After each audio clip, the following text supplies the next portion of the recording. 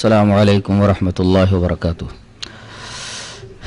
ان الحمد للہ نحمده ونستعینه ونستغفره ونعوذ باللہ من شرور انفسنا ومن سیئات اعمالنا من يهده الله فلا مضل له ومن يضلل فلا هادي له واشهد ان لا اله الا الله وحده لا شريك له واشهد ان محمدا عبده ورسوله. يا أيها الذين آمنوا اتقوا الله حق تقاته ولا تموتن إلا وأنتم مسلمون.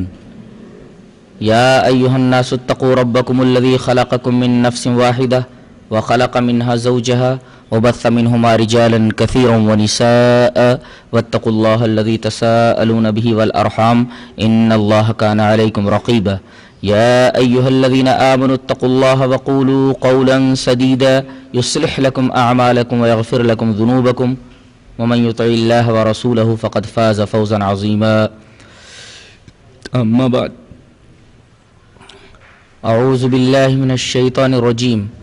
فخلف من بعدهم خلف أضاعوا الصلاة واتبعوا الشهوات فسوف يلقون غيا.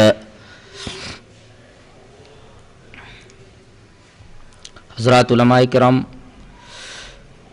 محترم بزرگوں، نوجوان بھائیوں، پیارے بچوں، پردہ نشین ماں اور بہنوں، جیسا کہ آپ کو اس بات کا اچھی طرح علم ہے کہ توحید کے بعد شریعت اسلامیہ میں سب سے اہم چیز نماز ہے. اور جیسا کہ میں نے حقیقت صلاۃ کے موضوع میں ایک حدیث پیش کی تھی کہ قیامت کے دن سب سے پہلے اللہ تبارک و تعالیٰ کے حضور نماز کے بارے میں محاسبہ کیا جائے گا. نماز اچھی نکلی تو ساری عبادتوں کے بارے میں یہ امید لگائی جا سکتی ہے کہ وہ اچھی نکلیں گی. اگر نماز خراب نکلی تو پھر ساری عبادتوں کے بارے میں سوالیہ نشان لگ جائے گا.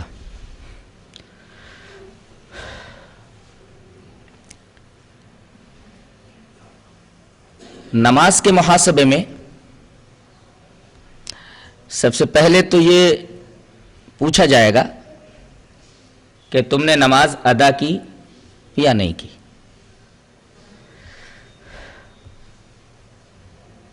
اگر جواب یہ ملا کہ نماز ادا کی گئی ہے تو پھر دوسرا سوال یہ ہوگا کہ نماز تم نے میرے رسول کے طریقے کے مطابق پڑھی تھی یا کسی اور کا طریقہ نماز کے بارے میں اپنایا تھا.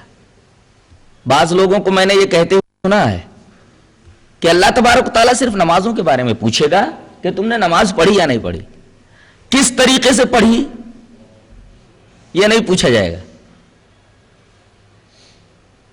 سوال یہ ہے کہ کیسے نہیں پوچھا جائے گا، جبکہ قرآن اور حدیث میں اس کی وضاحت کی گئی ہے.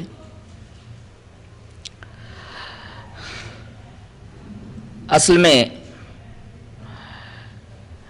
وہی شخص نماز اچھی طرح پڑھ سکتا ہے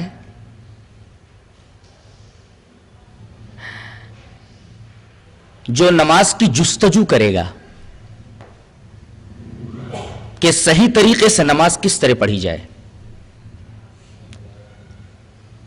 اگر اس بارے میں اسے جستجو نہیں ہوگی کہ نماز کا صحیح طریقہ کیا ہے، نبی کریم صلی اللہ علیہ وسلم نے کس طریقے سے نماز پڑھی ہے، تو پھر وہ صحیح طریقے سے نماز نہیں پڑھ پائے گا.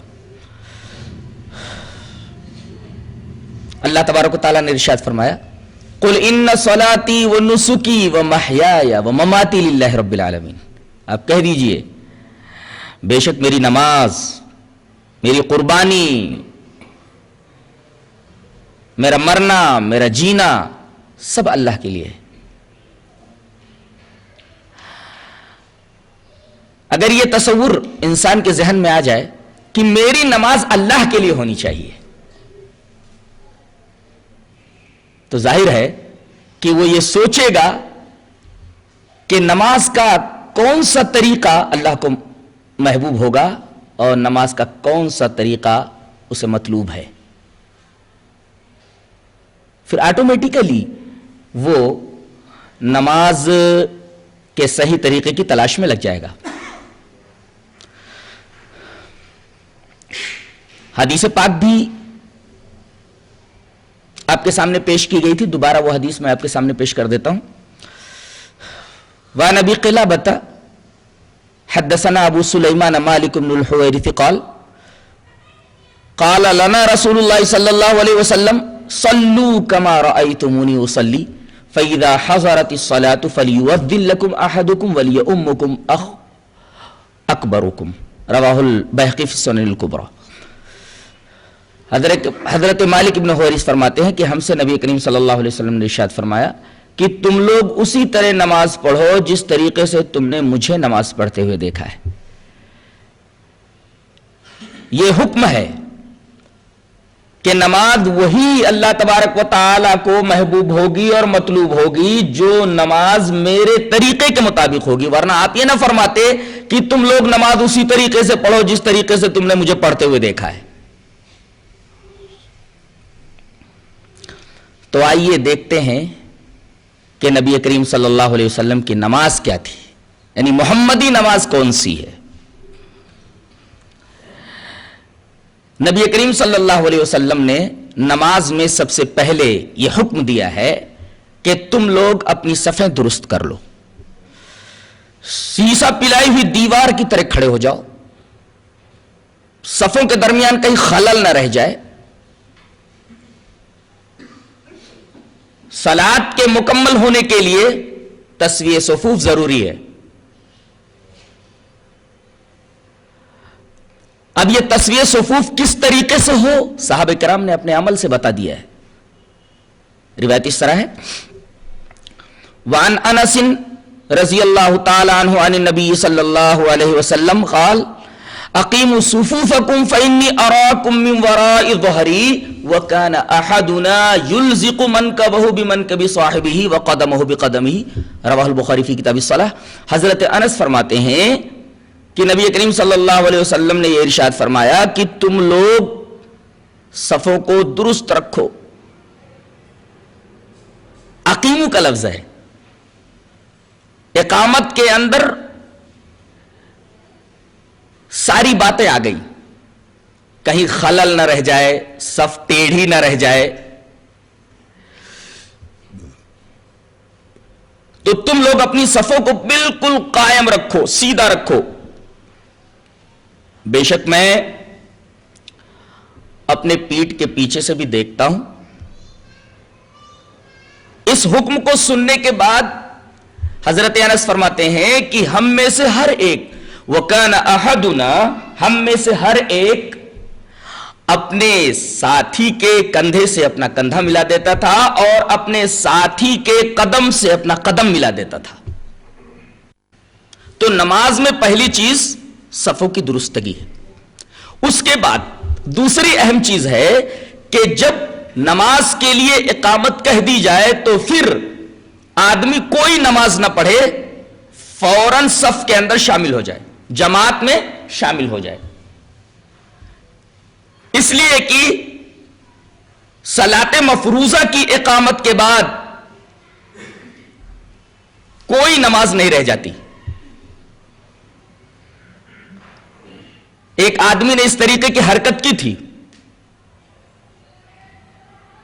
امام احمد رحمہ اللہ اس واقعے کو، اس حدیث کو اپنی مسند کے اندر اس طرح لائے ہیں، وعن ابن عباس رضی اللہ تعالی عنہما قال اقیمت صلاۃ الصبح فقام رجل يصلي ركعتين فجذب رسول اللہ صلی اللہ علیہ وسلم بصوبه فقال اتصلی الصبح اربعا، رواہ احمد فی مسندہ۔ حضرت ابن عباس فرماتے ہیں کہ فجر کی نماز کے لیے اقامت کہہ دی گئی، اقامت ہو گئی۔ اس کے بعد نبی کریم صلی اللہ علیہ وسلم نے یہ دیکھا کہ ایک آدمی نے اقامت کہے جانے کے بعد بھی 2 رکعت سنت پڑھنی شروع کر دی ہے۔ آپ نے اس کا کپڑا زور سے کھینچا اور اس کے کان میں کچھ کہا، جب نماز ختم ہو گئی اور نبی کریم صلی اللہ علیہ وسلم حجرہ شریفہ میں تشریف لے گئے تو اس آدمی کو صحابہ کرام نے گھیر لیا اور کہا کہ ہمیں یہ تو بتا، نبی کریم صلی اللہ علیہ وسلم نے تیرا کپڑا زور سے کھینچ کر کے تجھ سے کیا کہا تھا؟ اس آدمی کا چہرہ پیلا پڑ رہا تھا. اس آدمی نے یہی کہا کہ رسول اللہ صلی اللہ علیہ وسلم نے میرا کپڑا کھینچ کر کے یہ کہا کہ تو صبح کی نماز 4 رکعت پڑھ رہا ہے، فجر کی نماز جو فرض ہے وہ 2 رکعت ہے، تو 4 رکعت فرض کی نماز پڑھ رہا ہے. اس کا مطلب یہ کہ فجر کی نماز یا کسی بھی فرض نماز کی اقامت کہہ دی جائے اور کوئی آدمی کھڑا ہو کر کے سنتیں پڑھنے لگے تو یہ رسول اللہ صلی اللہ علیہ وسلم کی سنت کی سخت خلاف ورزی ہے. 2 رکعت نماز فجر کو آپ نے 4 رکعت کہا کہ اگر کوئی آدمی فجر کی اقامت ہونے کے بعد اگر سنت پڑھتا ہے تو در حقیقت وہ فجر کی نماز فرض 4 رکعت پڑھتا ہے. اس کے بعد اللہ اکبر کہہ کر کے سینے پر ہاتھ باندھ لے. اس کو تکبیر تحریمہ کہتے ہیں. اس کو تحریمہ اس وجہ سے کہتے ہیں کہ اس کے بعد ہر چیز اس کے اوپر حرام ہو جاتی ہے. تکبیر تحریمہ کی کیفیت کیا ہو؟ علامہ البانی نے اس کی کیفیت بتائی ہے کہ انگلیاں کھلی ہوئی ہونی چاہیے. رسول اللہ صلی اللہ علیہ وسلم نے ہمیں یہ تعلیم دی ہے کہ تکبیر تحریمہ کے وقت جب ہاتھ اٹھایا جائے تو ہاتھوں کی انگلیاں کھلی ہوئی ہوں اور ہتھیلی قبلے کی طرف ہو. انگلیاں کھلی ہوئی ہوں اور ہتھیلی قبلہ کی طرف ہو.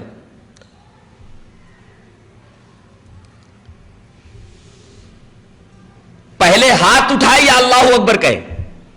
تکبیر پہلے بولے یا پہلے ہاتھ اٹھائے؟ دونوں جائز ہے.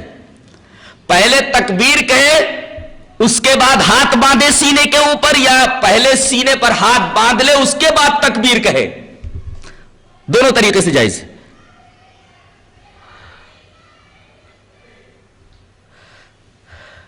سینے پر ہاتھ کس طرح باندھے، کیفیت کیا ہو؟ اس کا 3 طریقہ آیا ہے. یا تو زرہ کو زرہ کے اوپر رکھے، یا ہاتھ کو کلائی کے اوپر رکھے، یا ہتھیلی کو رسغ کے اوپر، ہتھیلی کے گٹے کے اوپر رکھے. یہ 3 طریقہ ہے سینے پر ہاتھ باندھنے کا. سینے پر ہاتھ باندھنے کی روایت امام ابن خزیمہ اپنی صحیح کے اندر لائے ہیں حضرت وائل ابن حجر سے. روایت اس طرح ہے: وان وائل ابن حجر رضی اللہ تعالی عنہ قال صلیت مع رسول اللہ صلی اللہ علیہ وسلم فوضع يده اليمنى على يده اليسرى على صدره. رواه ابن خزیمہ فی صحیح. حضرت وائل ابن حجر فرماتے ہیں کہ میں نے رسول اللہ صلی اللہ علیہ وسلم کے پیچھے نماز پڑھی تو آپ نے اپنا دایاں ہاتھ بائیں ہاتھ کے اوپر رکھ کر کے سینے کے اوپر رکھ لیا. بعض لوگوں نے اس روایت کے اوپر کلام کیا ہے کہ اس کے اندر محمد بن اسماعیل ہیں جن کے اوپر کچھ کلام ہے، لیکن 2 روایتیں، ایک حلب کی روایت ہے اور ایک طاؤس کی مرسل روایت ہے جسے حضرت امام ابو داؤد شریف کے اندر لائے ہیں. اور وہ مرسل روایت اس روایت سے مل کر صحیح ہو جاتی ہے اور یہ مرسل طاؤس اس حدیث وائل ابن حجر سے مل کر صحیح ہو جاتی ہے. ایک دوسرے کو یہ دونوں روایتیں تقویت پہنچا دیتی ہیں اور دونوں صحیح ہو جاتی ہیں، اس لیے کہ ایک دوسرے کی تائید میں ہے.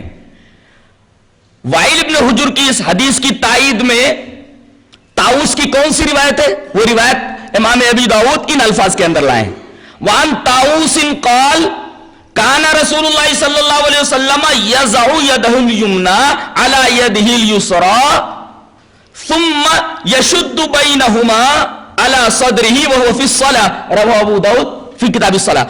حضرت طاؤس فرماتے ہیں کہ رسول اللہ صلی اللہ علیہ وسلم اپنے داہنے ہاتھ کو اپنے بائیں ہاتھ کے اوپر رکھتے تھے اور پھر ان دونوں کو مضبوطی سے اپنے سینے کے اوپر باندھ لیتے تھے اس حال میں کہ آپ نماز میں ہوتے تھے.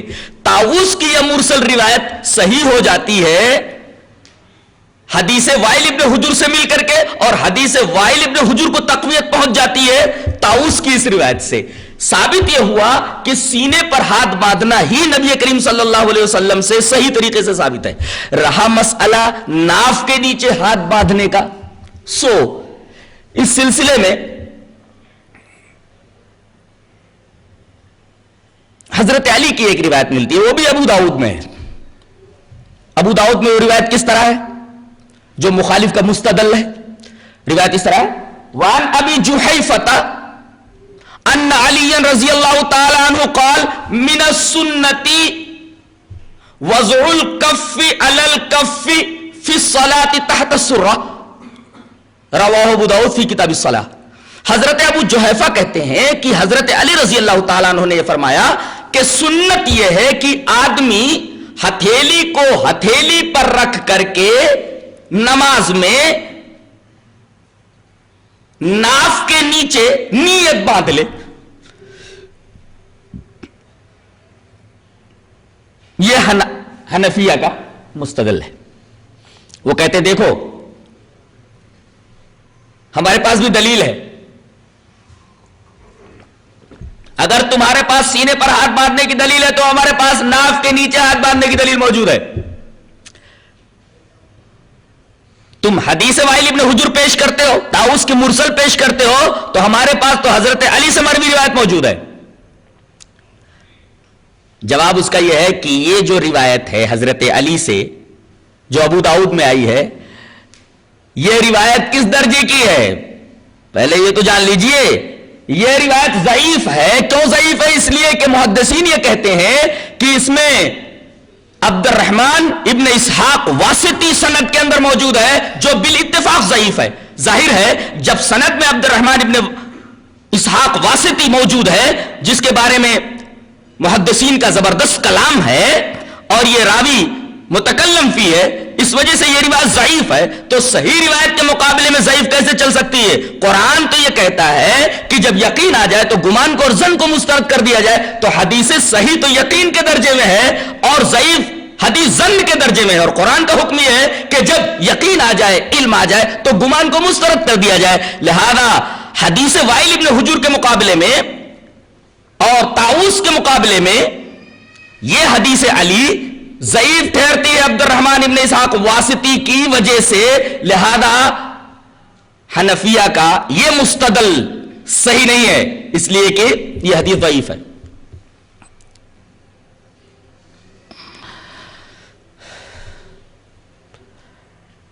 یہ تو سینے پر نیت باندھنے کی صحیح روایت کا تذکرہ تھا.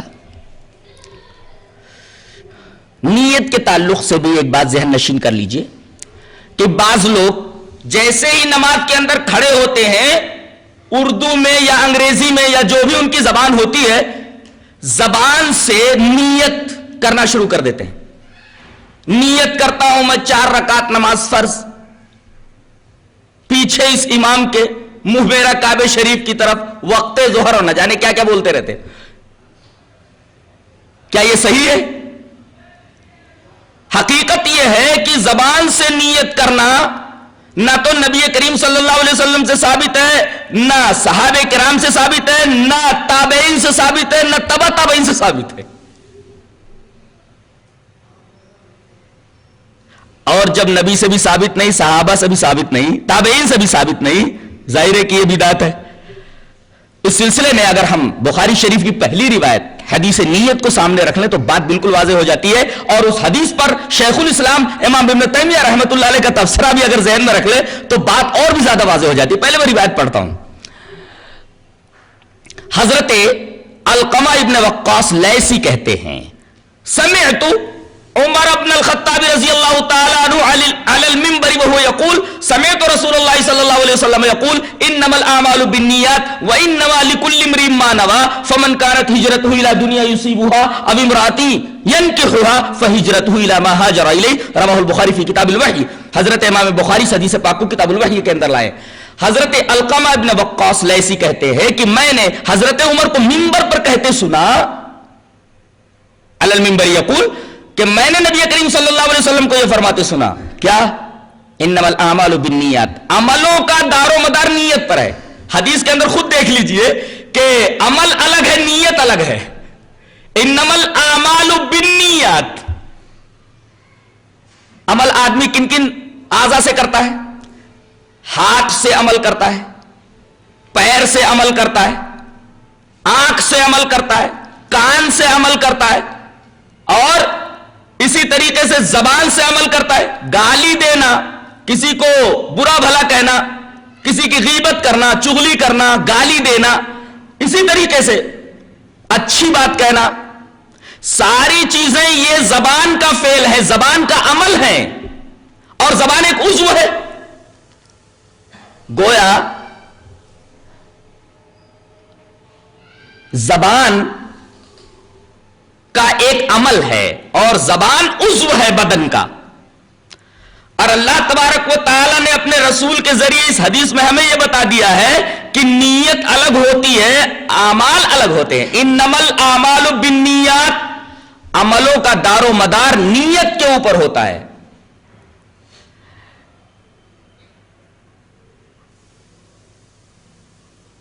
نیت کا تعلق قلب سے ہے اور اعمال کا تعلق اعضاء و جوارح سے ہے. حضرت علامہ ابن تیمیہ رحمۃ اللہ علیہ نے اس پر ایک بڑا دقیق اور بڑا لطیف تبصرہ فرمایا ہے. میں چاہتا ہوں وہ تبصرہ آپ کو گوش گزار کر دوں. وہ کہتے ہیں کہ اگر کوئی آدمی زبان سے نیت کرتا ہے تو تحصیل حاصل کرتا ہے, اور تحصیل حاصل بے وقوفی ہے, حماقت ہے. مثلا مجھے گلاس میں پانی دے دیا جائے تو مجھے پانی حاصل ہو گیا, اب پانی حاصل ہونے کے بعد میں پانی حاصل کروں, یہ حماقت ہے. جو چیز حاصل ہو گئی اس کو حاصل کرنا حماقت ہے, اس کو حاصل کرنے کی کوشش کرنا حماقت ہے. جو چیز مل گئی اس کو تلاش کرنے کا کیا مطلب ہے, اس کو حاصل کرنے کا کیا مطلب ہے؟ اس کو کہتے ہیں تحصیل حاصل. اب جب دل نے نیت کر لی, دل میں نیت ہو گئی, تو پھر اب زبان سے نیت کرنے کا کیا مطلب ہوا؟ یہ تو تحصیل حاصل ہوا. جو چیز پہلے سے حاصل ہو چکی ہے اس کو آدمی حاصل کر رہا ہے. بہت لطیف تبصرہ ہے اور در حقیقت علامہ ابن تیمیہ رحمۃ اللہ علیہ کے رفعت علم کی دلیل ہے.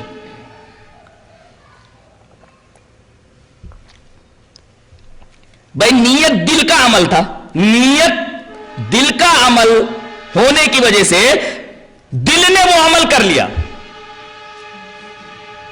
اب وہ چیز حاصل ہو گئی. اب دوبارہ آدمی اس کو زبان سے بولتا ہے, اس کا مطلب تحصیل حاصل کا ارتکاب کرتا ہے, اور تحصیل حاصل حماقت کے سوا کچھ نہیں ہے.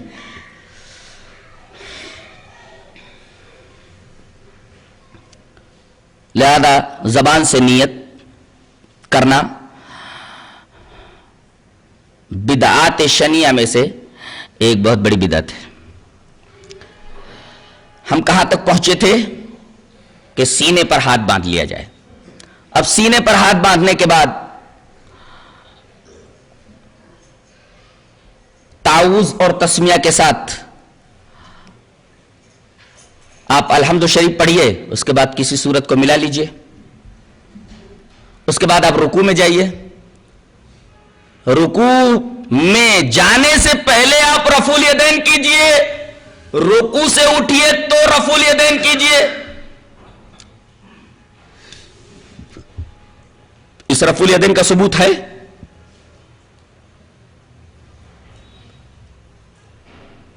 اس سلسلے میں ایک روایت نہیں, تقریباً 400 احادیث آئی ہیں, اللہ, جس میں 50 صحابہ کرام روایت کرنے والے ہیں. 50 صحابہ کرام رفع الیدین کی احادیث کو روایت کرتے ہیں. جلال الدین سیوطی رحمت اللہ علیہ نے فرمایا کہ حدیث رفع الیدین رواہ 50 صحابیا, رفع الیدین کی حدیث کو 50 صحابہ کرام نے روایت کیا ہے، اور علامہ مجد الدین فیروز آبادی مصنف قاموس وہ اپنی کتاب سفر السعادہ کے اندر لکھتے ہیں کہ رفع الیدین کے ثبوت میں تقریباً 400 احادیث موجود ہیں۔ میں اس میں سے ایک روایت جو بخاری کے اندر ہے وہ میں پیش کرنا چاہتا ہوں۔ روایت اس طرح ہے، وان ابی قلابۃ انہ رأى مالک بن الحویرث اذا صلى کبر ورفع یدیہ واذا اراد ان یرکع رفع یدیہ واذا رفع راسہ رفع یدیہ وحدث ان رسول اللہ صلی اللہ علیہ وسلم صنع ھکذا رواہ البخاری فی کتاب الصلاۃ۔ حضرت امام بخاری حدیث پاک کو ایسے کتاب الصلاۃ کے اندر لائے ہیں۔ حضرت ابو قلابہ کہتے ہیں کہ انہوں نے مالک ابن حویرث کو دیکھا کہ مالک ابن حویرث جب نماز پڑھنا شروع کرتے، اذا صلی، جب نماز پڑھنا شروع کرتے تو تکبیر بولتے، کبر، اور تکبیر کے وقت رفع الیدین کرتے، کبر ورفع یدیہ، تکبیر تحریمہ کے وقت رفع الیدین کرتے۔ تو رفع الیدین کا ایک محل تو تکبیر تحریمہ کے وقت ہے۔ پھر وَإِذَا أَرَادَ أَن يَرْكَعَ، جب وہ رکوع کرنے کا ارادہ کرتے تو رکوع میں جانے سے پہلے رفع الیدین کرتے۔ وَإِذَا رَفَعَ رَأْسَهُ، اور جب رکوع سے اپنا سر اٹھاتے تو رفع یدیہ، تب رفع الیدین کرتے۔ یہ روایت بیان کرنے کے بعد ابو قلابہ کہتے ہیں کہ مالک ابن حویرث جب یہ عمل دکھلا رہے تھے، نبی کریم صلی اللہ علیہ وسلم کی نماز کا یہ طریقہ بتا رہے تھے، فارغ ہونے کے بعد وہ کہتے ہیں وحدث، انہوں نے بیان کیا ان رسول اللہ صلی اللہ علیہ وسلم صنع ھکذا، نبی کریم صلی اللہ علیہ وسلم نے اسی طریقے سے کیا ہے، یہ نبی کریم صلی اللہ علیہ وسلم کا عمل ہے۔ اور ایک نکتہ اس میں اور بھی ہے، امام بخاری رحمۃ اللہ علیہ حضرت مالک ابن حویرث ہی کی روایت کو کیوں لائے ہیں؟ حضرت بہت بڑے فقیہ ہیں امام بخاری رحمۃ اللہ علیہ، مالک ابن حویرث کی روایت کو لا کر کے یہ بتانا چاہتے ہیں کہ یہ وہ صحابی ہے جو سن 9 ہجری کے اندر ایمان لائے، اس کے 1-1.5 سال کے بعد نبی کریم صلی اللہ علیہ وسلم کا انتقال ہو گیا، بہت تھوڑا عرصہ باقی تھا آپ کی حیات کا، اس کے بعد آپ کا انتقال ہو گیا۔ تو جب آخر زمان میں، آخر وقت میں یہ ایمان لائے ہیں اور یہ رفع الیدین کی روایت پیش کر رہے ہیں، اس کا مطلب یہ کہ رفع الیدین منسوخ نہیں ہے، آخر تک نبی کریم صلی اللہ علیہ وسلم یہ عمل فرماتے رہے، رفع الیدین کا نسخ ثابت نہیں ہے، اس کی کوئی ناسخ حدیث موجود نہیں ہے۔ اب آپ ترمذی کی وہ حدیث لا کر کے 400 احادیث کا معارضہ کریں گے، ایک طرف 400 احادیث ہیں جو رفع الیدین کو سنت بتا رہی ہیں، اس کے مقابلے میں کون سی حدیثیں ہیں ان کا بھی ذرا جائزہ لے لیتے ہیں۔ ایک روایت ترمذی کی ہے اور 2-3 روایتیں ابو داؤد کی ہیں۔ پہلے ترمذی کی روایت پڑھتا ہوں۔ وان علقمۃ قال قال عبد الله بن مسعود رضی اللہ تعالی عنہما الا اصلی بکم صلاۃ رسول اللہ صلی اللہ علیہ وسلم فصلى فلم يرفع يديه الا في اول مرۃ، رواه الترمذی فی کتاب الصلاۃ۔ حضرت امام ترمذی حدیث پاک کو کتاب الصلاۃ کے اندر لائیں۔ پہلے ترجمہ دیکھیے، حضرت علقمہ فرماتے ہیں کہ عبداللہ ابن مسعود رضی اللہ تعالی عنہ نے فرمایا کیا میں تمہیں نبی کریم صلی اللہ علیہ وسلم کی نماز پڑھ کر نہ بتا دوں کہ نبی کی نماز کیسی تھی؟ انہوں نے نماز پڑھی، فصلی، فلم یرفع یدیہ الا فی اول مرۃ، تو انہوں نے رفع الیدین صرف ایک بار کیا۔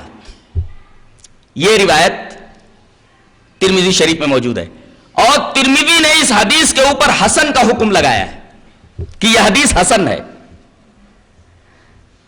اب اگر یہ حدیث حسن ہے تو عمل کیا جا سکتا ہے، کیا ایسا ہے؟ کہ رفع الیدین صرف ایک بار کیا جائے؟ اس کا پہلا جواب،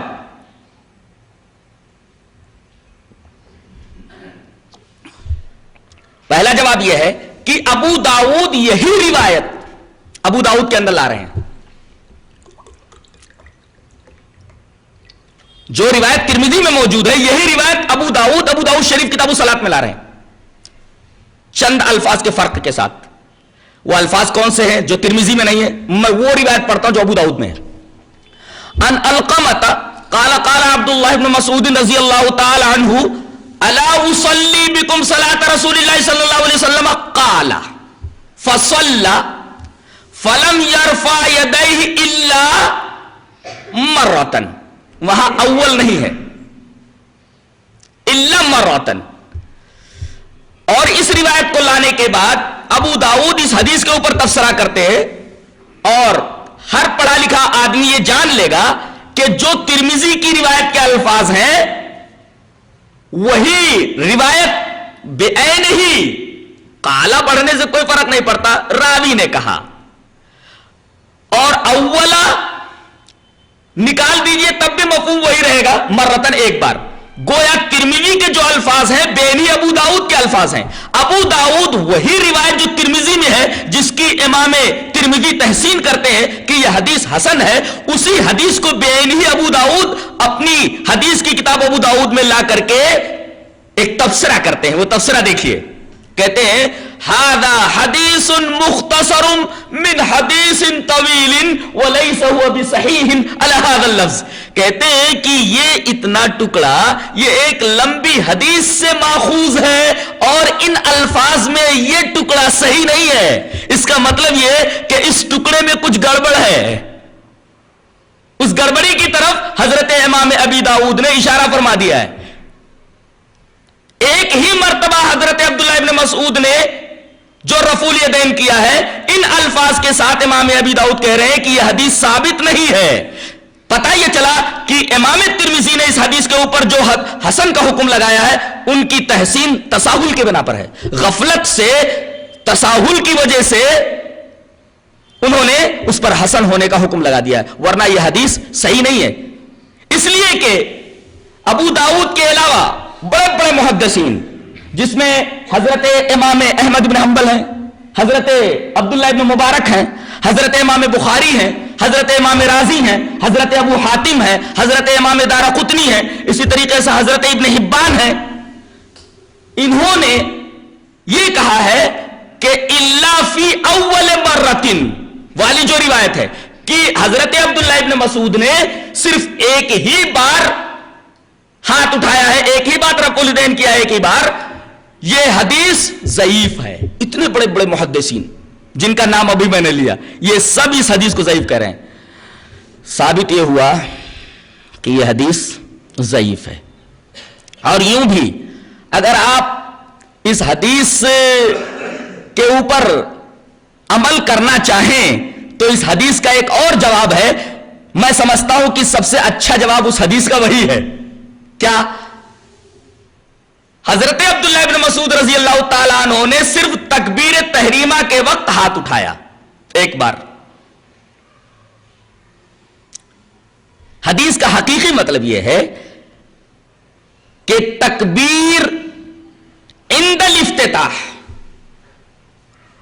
نماز شروع کرتے وقت جو تکبیر کہی جاتی ہے اس تکبیر کہنے کے وقت میں ایک ہی مرتبہ ہاتھ کو اٹھایا جائے، 2 بار یا 3 بار یا 4 بار مت اٹھایا جائے۔ تکبیر عند الافتتاح ایک ہی بار ہے، تو کون اس کا قائل نہیں ہے؟ کون کہتا ہے کہ ایک بار تکبیر تحریمہ کرو، پھر دوسری مرتبہ تکبیر تحریمہ بولو، پھر تیسری مرتبہ تکبیر تحریمہ کے لیے ہاتھ اٹھاؤ؟ ایک ہی مرتبہ تکبیر تحریمہ کے لیے ہاتھ اٹھانا ہے، بس 2 مرتبہ نہیں، 3 مرتبہ نہیں، 4 مرتبہ نہیں۔ اگر یہ مفہوم اس حدیث کا لے لیا جائے تو پھر کوئی تعارض اور کوئی معارضہ دیگر صحیح احادیث سے صحیح سے نہیں رہتا۔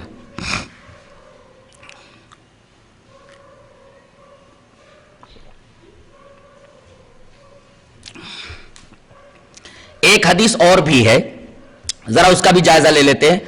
وہ روایت بھی ابو داؤد میں ہے، برا ابن عازب سے روایت اس طرح ہے، وعن البراء ابن عازب رضی اللہ تعالی عنہ قال رأيت رسول الله صلى الله عليه وسلم رفع يديه حين افتتح الصلاة فلم يرفعهما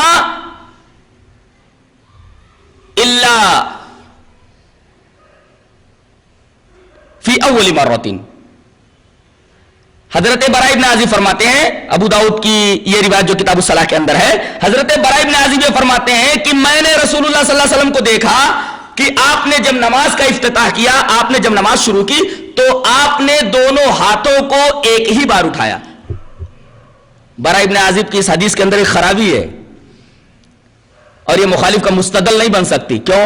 اس لیے کہ محمد ابن ابی لیلہ اس سند کے اندر ہے اور محمد ابن ابی لیلہ کے تعلق سے کلام یہ ہے کہ یہ ضعیف ہیں. اب سند میں محمد ابن ابی لیلہ کے آنے کی وجہ سے یہ روایت ضعیف ہو گئی ہے، لہذا یہ روایت بھی قابل قبول نہیں ہے.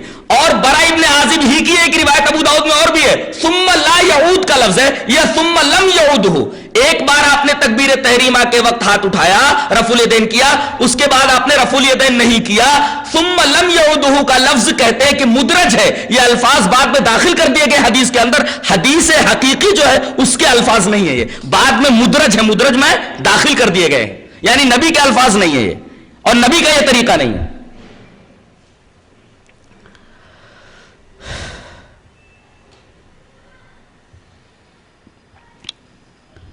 یہ رفع الیدین کی حدیث کے بارے میں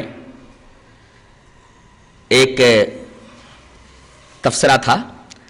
اب سب سے اہم بات رفع الیدین کے تعلق سے میں عرض کرنا چاہتا ہوں کہ نبی کریم صلی اللہ علیہ وسلم نے آخر وقت تک رفع الیدین نہیں چھوڑا ہے. اس سلسلے میں ایک روایت ملتی ہے، اب تک میں یہ سمجھتا تھا کہ وہ روایت موضوع ہے یا وہ روایت ضعیف ہے. اس روایت کو دیکھ لیتے ہیں.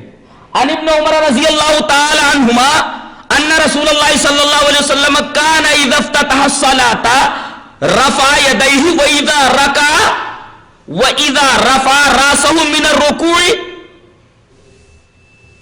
وکان لا يفعل ذالک فی السجود فما زالت تلک صلاته حتی لقی اللہ. یہ روایت حضرت حافظ ابن حجر اسقلانی رحمت اللہ علیہ اپنی حدیث کی کتاب تلخیص الحبیر کے اندر لائے ہیں. ترجمہ یہ ہے، حضرت ابن عمر رضی اللہ تعالیٰ عنہ فرماتے ہیں کہ رسول اللہ صلی اللہ علیہ وسلم جب نماز کو شروع کرتے تب رفع الیدین کرتے، جب رکوع کرتے تب رفع الیدین کرتے، اور جب رکوع سے سر اٹھاتے تب رفع الیدین کرتے، اور سجدے کے وقت سجدے سے سر اٹھانے یا جانے میں رفع الیدین نہیں کرتے تھے. فما زالت تلک صلاۃ حتی لقی اللہ، آپ کا یہی عمل رہا یہاں تک کہ آپ نے اللہ سے ملاقات کر لی. اللہ، یہ حدیث بتا رہی ہے کہ رفع الیدین کا کوئی ناسخ موجود نہیں ہے. فما زالت تلک صلاۃ، آپ برابر اسی طریقے سے رفع الیدین کرتے رہے یہاں تک کہ اللہ سے آپ نے ملاقات کر لی، یعنی انتقال کے وقت تک مسلسل آپ رفع الیدین کرتے رہے. رفع الیدین منسوخ نہیں ہے. اب سوال یہ ہے کہ اس حدیث کے اوپر جو کلام ہے اس کا کیا ہوگا؟ کلام کیا ہے؟ اس میں دو راوی ہیں، ایک عبد الرحمن ابن قریش ہیں اور عبد الرحمن ابن قریش کے باپ ابن خزیمہ، عبد الرحمن ابن قریش ابن خزیمہ. ان کے بارے میں ذہبی نے یہ کہا ہے کہ یہ وضاعت، یعنی یہ حدیث گڑھا کرتے تھے، یہ اتہام ہے. سلیمانی نے یہ اتہام ذکر کیا ہے، لیکن حقیقت یہ ہے کہ یہ صرف تہمت ہے. کسی راوی کے بارے میں کوئی حکم لگانا الگ چیز ہے اور حکم کا ثابت ہونا الگ چیز ہے. کسی راوی کو ضعیف کہہ دیا جائے وہ ایک الگ چیز ہے، لیکن اس کا ضعف ثابت ہونا یہ الگ بات ہے. تو یہ اتہام لگایا گیا کہ وہ وضاع ہے، یعنی حدیث کے گڑھنے والے، لیکن یہ فقط اتہام ہے، اس لیے کہ لسان المیزان کے اندر خطیب بغدادی رحمت اللہ علیہ کا ایک قول ان کے بارے میں، عبد الرحمن ابن قریش ابن خزیمہ کے بارے میں، کہ لا یسمع عنہ الا خیرا، کہ ان کے معاملے میں خیر کے علاوہ کچھ نہیں سنا گیا. حضرت خطیب بغدادی نے جب ان کی توثیق کر دی، ان کی توصیف کر دی، تعریف اور مدح کر دی، اس کا مطلب یہ ہوا کہ سلیمانی نے جو وضاح ہونے کا تذکرہ کیا ہے یہ صرف تہمت ہے، تہمت ثابت نہیں ہوئی ہے. دوسرا راوی ہے اسما ابن محمد ابن ہشام. اسما ابن محمد ابن ہشام کے بارے میں ایک محدث ہے یحییٰ ابن قطان، وہ کہتے ہیں یہ جھوٹا ہے. یحییٰ ابن قطان نے کہا کہ یہ کذاب راوی ہے، جھوٹا ہے. اور اسی طریقے سے ابو حاتم ایک محدث ہے، وہ کہتے ہیں لیس بالقوی، یہ آدمی قوی نہیں ہے. لیکن یہاں حکم لگانے میں گڑبڑی جو ہے وہ یہ ہے کہ ایک ہے اسما ابن محمد ابن ہشام اور ایک ہے اسما ابن محمد ابن فضالہ. اس روایت کے طریق میں اسما ابن محمد ابن فضالہ ہیں، اسما ابن محمد ابن ہشام نہیں ہے، جن کے بارے میں یحییٰ ابن قطان نے کہا کہ یہ کذاب ہے اور ابو حاتم نے کہا لیس بالقوی، یہ قوی نہیں ہے.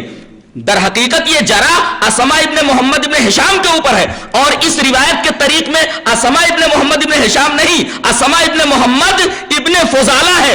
ان کے بارے میں اس طریقے کی جرح موجود نہیں ہے. تو یہ دو راوی تھے، عبد الرحمن ابن قریش ابن خزیمہ اور اسما ابن محمد ابن ہشام. اسما ابن محمد ابن ہشام کے بارے میں وضاح ہونے، یہ کذاب ہونے کا اور لیس بالقوی ہونے کی بات کہی گئی ہے. اسما ابن محمد ابن فضالہ جو اس روایت کے طریق میں، ان کے اوپر یہ حکم نہیں ہے. لہذا یہ حدیث بالکل صحیح سالم ہے، جس سے ثابت یہ ہو جاتا ہے کہ نبی کریم صلی اللہ علیہ وسلم آخر وقت تک رفع الیدین کرتے رہے.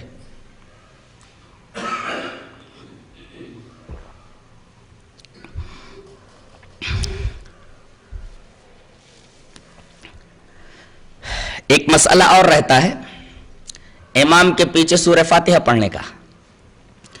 امام کے پیچھے سورہ فاتحہ پڑھا جا سکتا ہے کہ نہیں؟ اس سلسلے میں بالکل حدیث صریح موجود ہے، صحیح ہے، صریح ہے، متصل ہے، سارے شرائط اس حدیث میں موجود ہیں. حدیث اس طرح ہے، وعن عبادة بن الصامت رضی اللہ تعالیٰ عنہ قال صلی رسول اللہ صلی اللہ علیہ وسلم الصبح فثقلت علیہ القراءة فلما انصرف قال انی اراکم تقرؤون وراء امامکم قالوا قلنا یا رسول اللہ ای واللہ فقال لا تفعلوا الا بأم القرآن فإنه لا صلاة لمن لم يقرأ بها رواہ الترمذی فی کتاب الصلاة. حضرت امام ترمذی اس حدیث پاک کو کتاب الصلاة میں ایسے ہی لائے. حضرت عبادہ ابن صامت فرماتے ہیں کہ رسول اللہ صلی اللہ علیہ وسلم نے صبح کی نماز پڑھائی. صبح کی نماز جہری ہوتی ہے.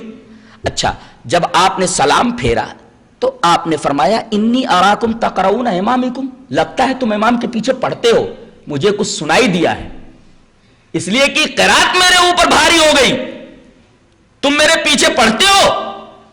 قالوا، تو ان لوگوں نے کہا یا رسول اللہ ای واللہ، ہاں خدا کی قسم ہم آپ کے پیچھے پڑھتے ہیں. آپ نے کیا فرمایا؟ فلا تفعلوا الا بأم القرآن، لا تفعلوا الا بأم القرآن، سنو سوائے سورہ فاتحہ کے کچھ مت پڑھو. یہ لوگ کیا کرتے تھے کہ نبی کریم صلی اللہ علیہ وسلم جو سورت پڑھتے تھے وہ سورت بھی پڑھنے لگتے تھے. تو نبی کی جو ممانعت ہے وہ سورہ فاتحہ کے تعلق سے نہیں، بلکہ اس کے بارے میں تو حکم ہے لا تفعلوا الا بأم القرآن، نہ پڑھو مگر سورہ فاتحہ. یعنی لا کے بعد اللہ سے استثناء ہے جو حصر کا فائدہ دیتا ہے کہ مقتدی کو صرف سورہ فاتحہ پڑھنا ہے. تو نہ پڑھو مگر سورہ فاتحہ امام کے پیچھے، فإنه لا صلاة لمن لم يقرأ بها، اس لیے کہ اس آدمی کی نماز نہیں ہوتی جو آدمی امام کے پیچھے سورہ فاتحہ نہ پڑھے. یہ حدیث متصل ہے، صحیح ہے، صریح ہے. اور امام خطابی نے معالم السنن کے اندر یہ فرمایا کہ اسنادہ جید لا طعن فی، اس کی سند صحیح ہے، جید ہے، اور اس حدیث کے اوپر کوئی طعن نہیں ہے. اس کے مقابلے میں حنفیہ کا مستدل یہ ہے کہ امام کے پیچھے سورہ فاتحہ نہیں پڑھنی چاہیے. دلیل کچھ بھی نہیں ہے، دلیل کچھ بھی نہیں ہے. وہ دلیلیں وہ حدیثیں پیش کرتے ہیں جن سے واضح طور پر یہ ثابت نہیں ہوتا کہ اس میں سورہ فاتحہ پڑھنے کی ممانعت ہے. اور وَإِذَا قُرِئَ الْقُرْآنُ فَاسْتَمِعُوا لَهُ وَأَنصِتُوا لَعَلَّكُمْ تُرْحَمُونَ. یہ آیت کریمہ مکی ہے, یہ بھی ان کا مستدل نہیں بن سکتی. اور یہ حکم ان لوگوں کے بارے میں ہے جو نماز یا قرآن پڑھے جانے کے وقت شور و غل کیا کرتے تھے. ان سے یہ کہا جا رہا ہے کہ جب قرآن پڑھا جائے تو غور سے سنو, اس طرح شور و غل مت کرو. خامخواہ مخالف نے اس آیت کریمہ کو کھینچ تان کر کے اپنا موقف ثابت کرنے کی کوشش کی ہے. یہ در حقیقت آیت کریمہ میں تحریف کے مرادف ہے. جس چیز کو وہ اس آیت کریمہ سے ثابت کر رہا ہے وہ چیز اس سے کبھی بھی ثابت نہیں ہوگی, قیامت تک ثابت نہیں ہو سکتی. لیکن اہل حدیث کا موقف اس تعلق سے بالکل واضح ہے کہ امام کے پیچھے سورہ فاتحہ پڑھے بغیر نماز نہیں ہوتی. ہاں اتنا کہا جا سکتا ہے کہ یہ جو روایت ہے اس میں 3 آدمی ہیں. ایک تو ابن اسحاق ہیں, دوسرے مکحول ہیں, تیسرے محمود ابن ربیع ہیں. ابن اسحاق کے بارے میں ہے کہ یہ مدلس ہے, مکحول کے بارے میں ہے کہ ان کا تفرد ثابت ہے, غلط ہے. ابن اسحاق کے بارے میں یہ ثابت ہے کہ یہ ثقہ ہیں. اور جہاں تک مکحول کی بات ہے, مکحول اس روایت کے بیان کرنے میں متفرد نہیں بلکہ علا ابن حارث کے مطابق ثابت ہے, لہذا یہ روایت متکلم کی نہیں ہے. رہا مسئلہ ان کی تدلیس کا, حضرت ابن اسحاق کا, تو حضرت امام احمد, ابن خزیمہ, ابن حبان, دارقطنی, بیہقی, انہوں نے یہ کہا ہے کہ ہمارے ہاں ان کی تحدیث کی صراحت ہو گئی ہے, حدثنی کہہ کر کے بیان کرتے ہیں. اور جب حدثنی کہہ کر کے بیان کرتے ہیں تو مدلس کا انعنا قبول نہیں ہوتا. حدثنی کر کے اگر بیان کر رہے تو اس کی روایت تو لی جائے گی. اتنے بڑے بڑے محدثین جب یہ کہہ رہے ہیں کہ ان سے تحدیث کی صراحت ہے تو پھر اس حدیث کے اوپر کلام کیسے کیا جا سکتا ہے؟ اگلا مسئلہ ہے, رکوع سے اٹھتے وقت دعا پڑھنی چاہیے. سمیع اللہ لمن حمدہ امام نے کہا. مخالف بغیر کچھ پڑھے ہوئے ڈائریکٹ سجدے کے اندر چلا جاتا ہے, اللہ اکبر, ایک بہت بڑی فضیلت سے محروم رہ جاتا ہے ایک دعا نہ پڑھنے کی وجہ سے. اور دوسرے اعتدال فوت ہو جاتا ہے ایسے شخص سے جو رکوع سے سیدھا کھڑا ہوا, ابھی پوری طرح کھڑا نہیں ہوا تھا کہ سجدے میں چلا گیا. ایک تو اعتدال ختم ہو گیا, اعتدال جو ضروری تھا نماز میں اس سے وہ محروم رہ گیا, اور دوسرے ایک دعا سے محروم ہو گیا. دعا کیسی ہے وہ دیکھتے ہیں ذرا سا. ان رفاعت ابن رافع الزرقی قال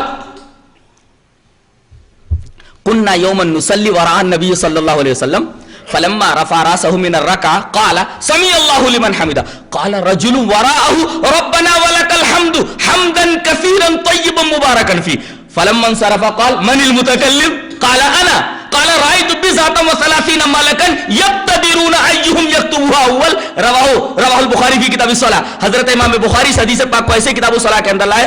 راوی حضرت رفاع ابن رافع الزرقی ہیں. حضرت رفاع ابن رافع الزرقی فرماتے ہیں کہ ایک دفعہ ہم نبی کریم صلی اللہ علیہ وسلم کے پیچھے نماز پڑھ رہے تھے.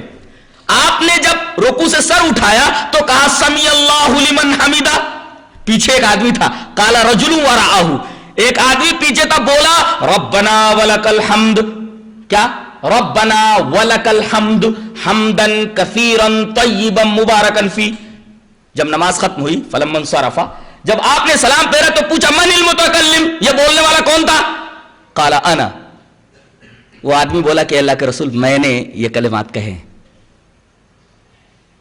قال رسول اللہ صلی اللہ علیہ وسلم فرمایا ارے کیسے کلمات تیری زبان سے نکلے ہیں؟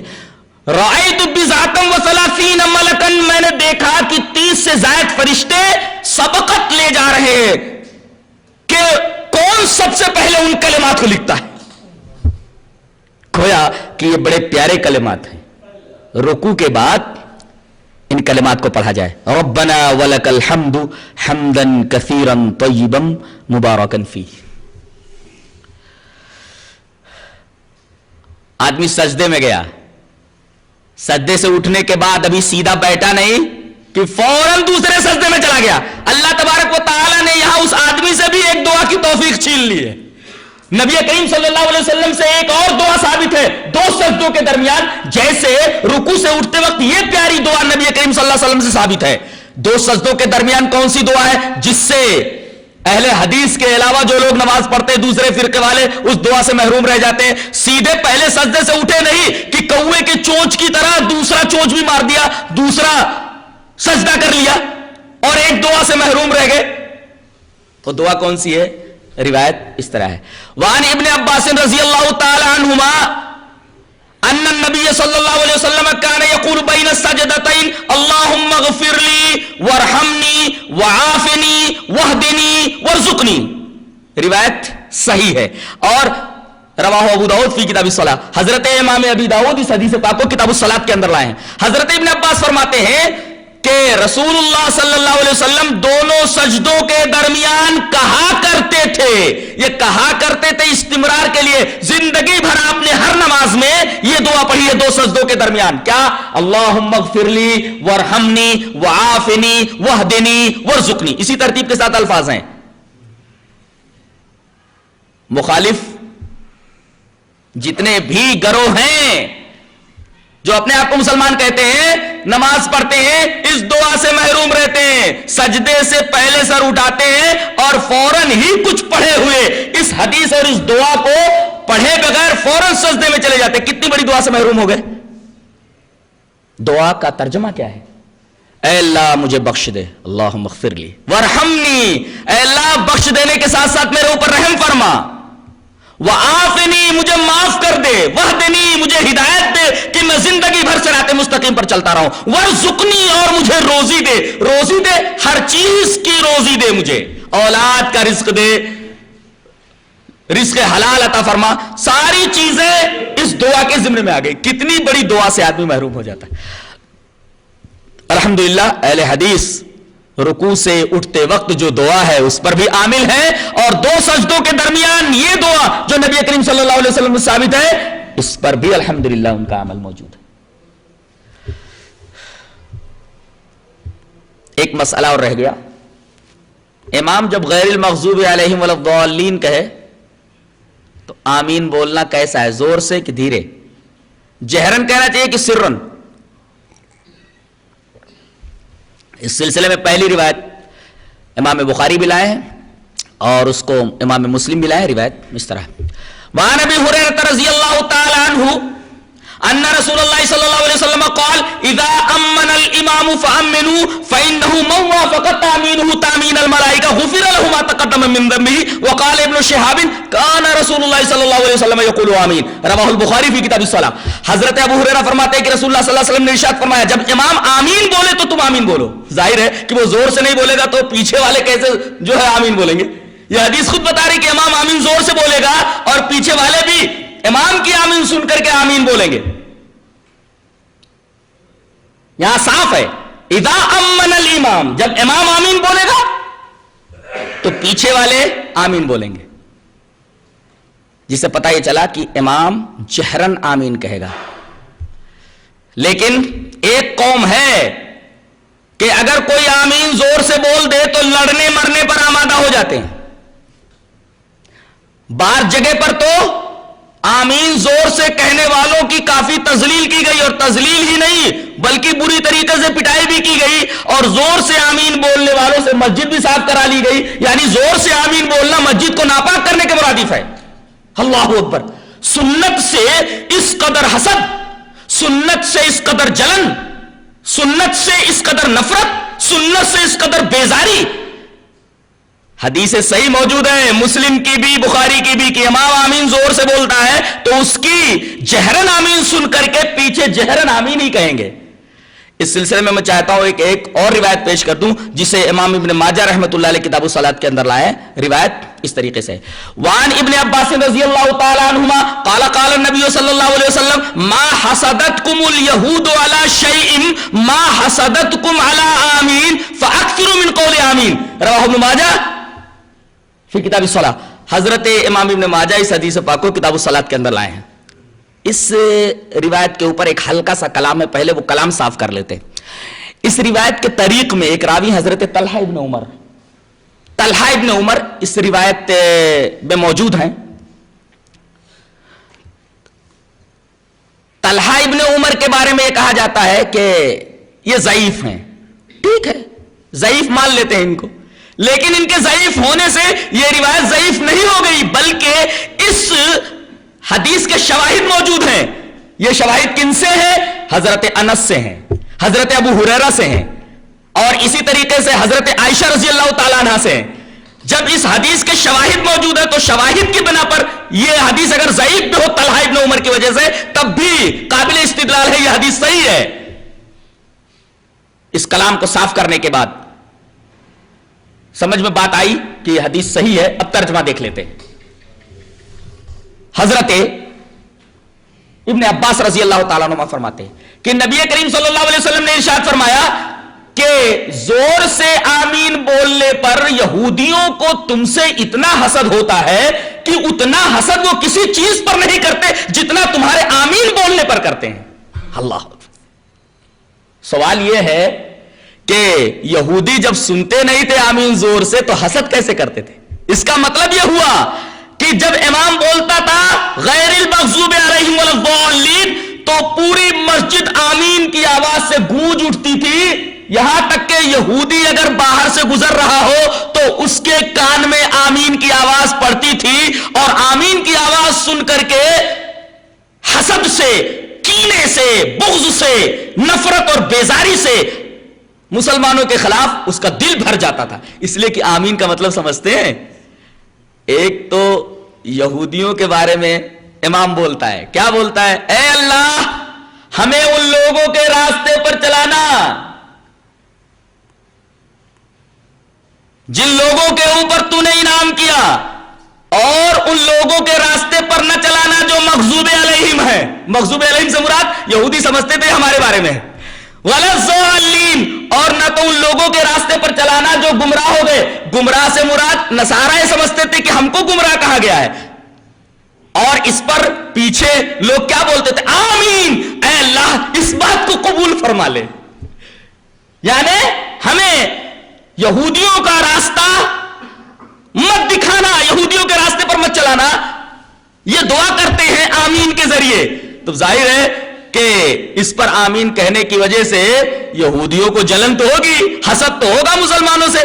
اسی وجہ سے نبی کریم صلی اللہ علیہ وسلم نے فرمایا کہ یہ حسد کرتے رہیں، فَأَكْثِرُوا مِنْ قَوْلِ آمین، بہت زیادہ آمین بولا کرو.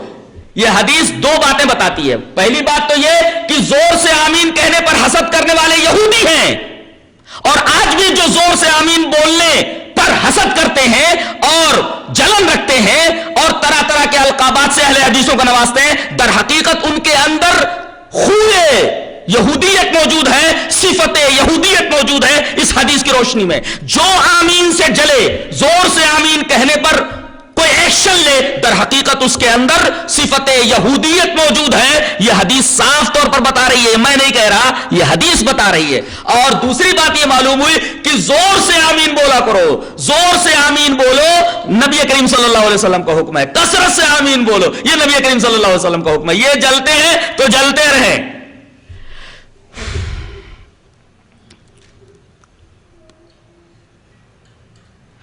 یہ آمین کا مسئلہ تھا.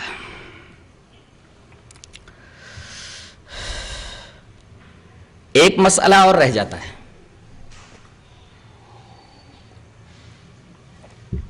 جلسے استراحت کا اور دو سجدوں سے آدمی جب قیام میں جاتا ہے، کھڑا ہوتا ہے، اہل حدیثوں کے علاوہ ان دو افعال کے اوپر جو نبی کے اعمال و افعال ہیں کوئی عمل نہیں کرتا. جلسے استراحت کسے بولتے ہیں؟ آدمی نے دو سجدے کر لیے، غور سے سنیے، ایک سجدہ کیا، سجدے سے سر اٹھایا تو دعا پڑھے گا، کیا؟ اللہم اغفر لی وارحمنی وعافنی واہدنی وارزقنی. اس کے بعد دوسرا سجدہ کرے گا. اب اگر اسے اٹھنا ہوا تو ڈائریکٹ زمین سے کھڑا نہیں ہوگا بلکہ بیٹھ جائے گا تھوڑی دیر. تھوڑی دیر کا مطلب یہ نہیں کہ سو جائے گا, بیٹھے گا یہاں تک کہ اس کی ہڈیاں اپنی اصلی جگہ پر آ جائیں, اس کے بعد کھڑا ہوگا. یعنی ڈائریکٹ 2 سجدوں کے بعد اگر رکعت کے لیے کھڑا ہونا ہے, قیام میں جانا ہے, تو فوراً زمین سے مت اٹھ جائے بلکہ بیٹھ کر کے پھر آرام سے کھڑا ہو. اس حدیث کے اوپر صرف اہل حدیثوں کا عمل ہے, اور وہ حدیث موجود ہے ابو داؤد کتاب الصلاۃ کے اندر. روایت اس طرح ہے, ان مالک ابن الحویرث رضی اللہ تعالی عنہ انه راى النبي صلی اللہ علیہ وسلم اذا كان في وتر من صلاته لم ينهض حتى يستوي قاعدا. رواه ابو داؤد فی کتاب الصلاۃ. حضرت مالک ابن حویرث فرماتے ہیں کہ انہوں نے دیکھا کہ نبی کریم صلی اللہ علیہ وسلم جب نماز کی طاق رکعت میں ہوتے, اذا کان فی وتر من صلاتہ, نماز کی طاق رکعت میں ہوتے اور آپ کو 2 سجدوں کے بعد سیدھے کھڑا ہونا ہوتا, تو آپ فوراً زمین سے قیام کے لیے نہیں کھڑے ہوتے تھے بلکہ لم ينہض حتی یستوی قاعدا, آپ اس وقت تک نہیں اٹھتے تھے جب تک کہ آپ آرام سے بیٹھ نہ جائیں. 2 سجدوں کے بعد آرام سے بیٹھ جاتے تھے, اس کے بعد پھر کھڑے ہوتے تھے. اس حدیث کے اوپر اور نماز کے اس طریقے کے اوپر صرف اہل حدیثوں کا عمل ہے. الحمدللہ نبی کریم صلی اللہ علیہ وسلم کی سنت کے اوپر بھی اہل حدیثوں کا عمل ہے, اور مخالفین میں سے کسی بھی فرقے کا اس حدیث کے اوپر عمل نہیں ہے.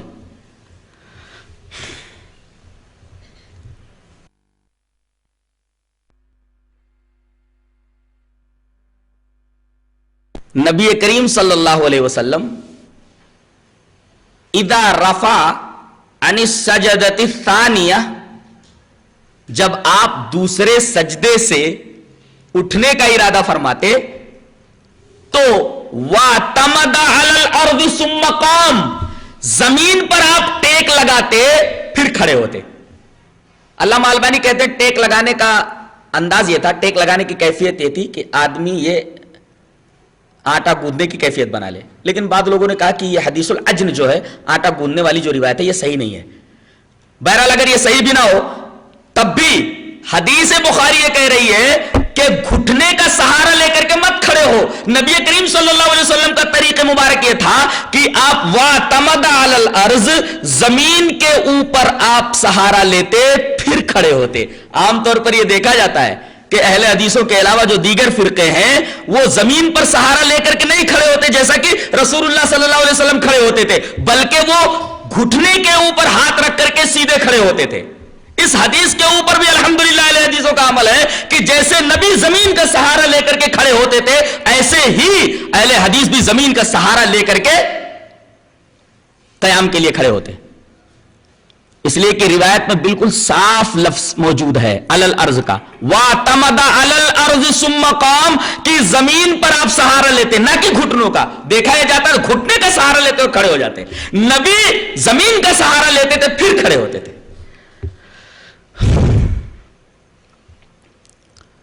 نمازوں کے تعلق سے